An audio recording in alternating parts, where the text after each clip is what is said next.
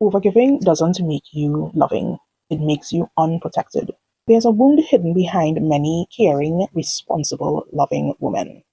And the name of that wound is the reciprocity wound.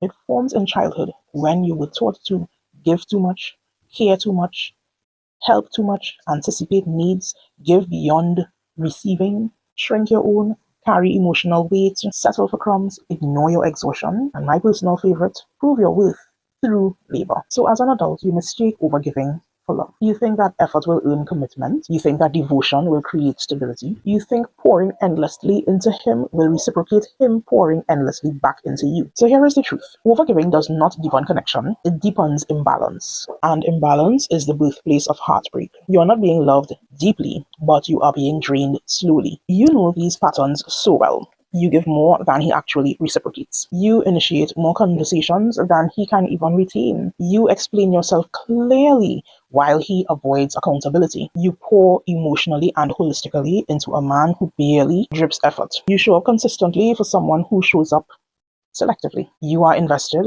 but he is simply entertained lightly, and every single time you pull back, you feel guilty. Why?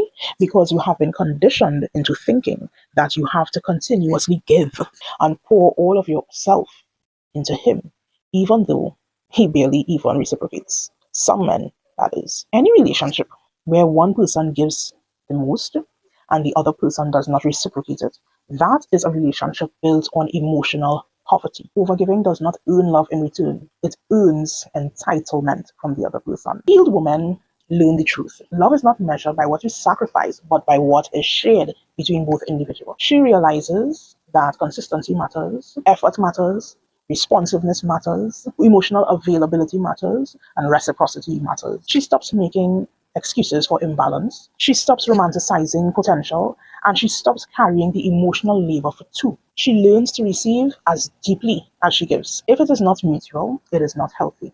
If it is not reciprocal, it is not love. A healed woman does not stop giving. She stops overgiving. She doesn't stop loving. She stops loving alone. So hear me.